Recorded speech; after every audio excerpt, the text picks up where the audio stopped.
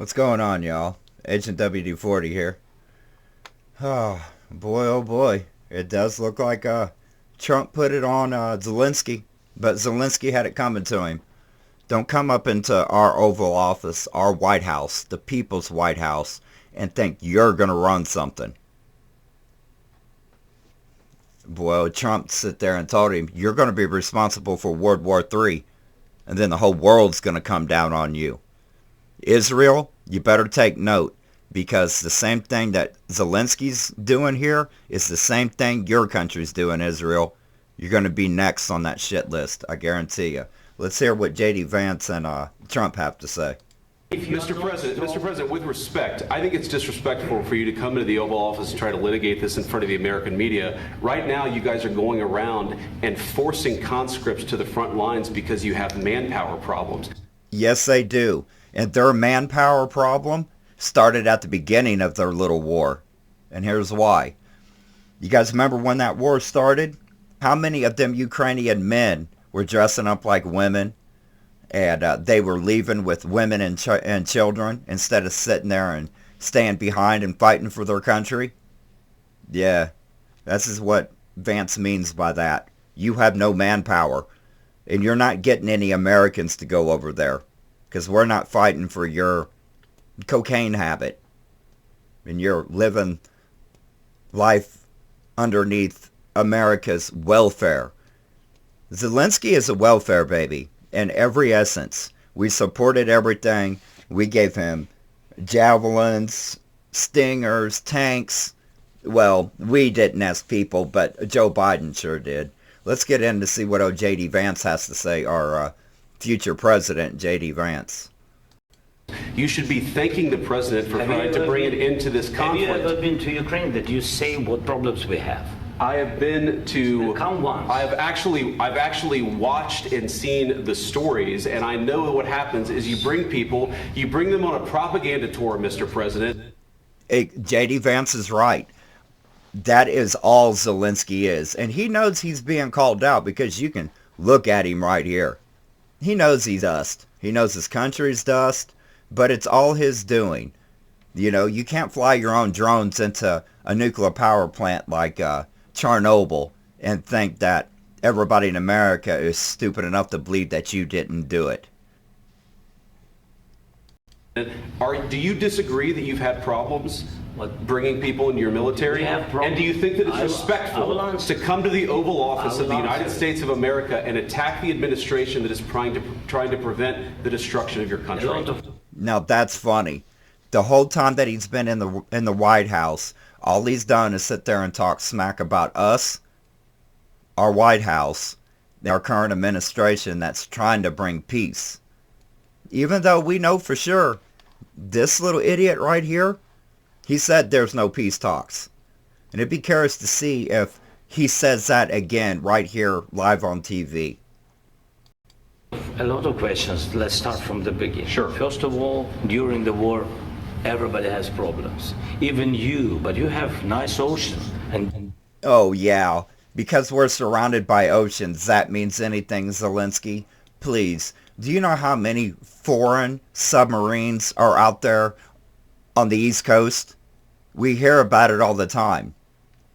We've actually got videos of Chinese subs raising up out of the water. We know they're there.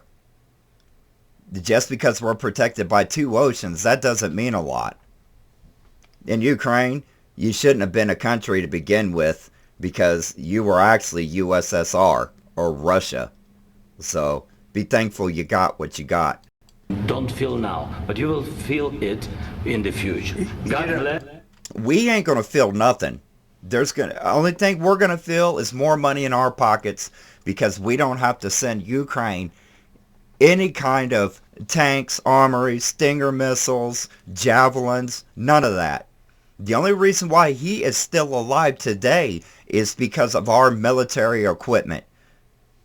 And boy, look at the bags underneath his eyes. If that don't scream drug addict, I don't know what does. You don't know that. God bless. God bless. You will not have war. And don't use God bless for anything. Because when somebody says God bless, that's just a formal way of saying you're an ass. Don't tell us what we're going to feel. We're trying to solve a problem. Don't tell us what we're going to feel. I'm not telling you. Because you're in no position to dictate that. That's exactly what you're doing. You're in no position to dictate what we're going to feel. Exactly. He ain't got no position, just like he ain't got a country. And he ain't got nobody to fight for him. Because even his own people knows that this is ridiculous. Why should they get offed by Russia because their president ain't smart enough, and because their president over in Ukraine, all he wants is money and drugs and live a life of luxury? In all reality, most of us Americans look at him like he is the biggest welfare baby in the world. You all can say what you want, but you know it to be true. We're going to feel very good. Feel influenced. We're going to feel very good and very strong. Yeah, we're not going to feel any kind of influence other than we'll have more military equipment, and we're going to have more money. And Zelensky, he had billions of dollars, and he chose to spend it on other things instead of fighting a war. So we're not going to get any kind of influence. Mostly our influence is going to be, a lot of us are going to have a lot more money now, because now we don't have to fund that ignorant war. And we have we're on good pace with Trump to be really good friends with Putin and Russia. Now, too bad that can't happen with China too. We'd have good peace around the world. You will feel influence. You're right now not in a very good position. You've allowed yourself to be in a very bad position, and he happens to be right about it. From the very beginning of the war. You're not in a good position. You don't have the cards right now. With us, you start having cards.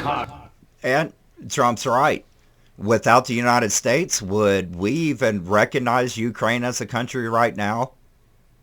Probably not. I mean, we definitely wouldn't know what a Zelensky is. Right now, you don't. You're playing cards. You're playing cards. You're gambling with the lives of millions of people. And Zelensky over talking Trump, that ain't gonna work well for him. This dude is a little baby. He's like the 2-year-old at Walmart that is crying because you wouldn't buy him a Hot Wheels. You're gambling with World War III. You're gambling with World War III. Good for you, Trump. That's exactly the words I would have used too. You're gambling with World War III. You're going to start World War III. And I'm sorry, but your country of Ukraine, you guys ain't worth the total destruction of the rest of the world. It's just a simple fact. Zelensky, if it was up to him, well, we already know he don't want peace. He's stated that time and time again. He said it again today, as a matter of fact. And what you're doing is very disrespectful to the country, this country. So after that... Haha, good deal. Trump right on him on that. And, of course, the rest of this video footage here will be Zelensky huffing and puff his way out of the White House because Trump told him to get the hell out. That heated exchange, you can see So that's Zelensky kind of leaving funny. the White House after that incident, and the signing of the mineral deal was abruptly called off, as was... So we ain't going to get no cheaper prices on lithium-ion batteries, which is okay. We're already seeing the prices of that drop off anyway. So there you go. Zelensky got booted out of the White House. He knows his presidency is about to go under, and he knows he's probably going to retire now, broke and moneyless. This is Agent WD-40, and like always, I'm out this beer.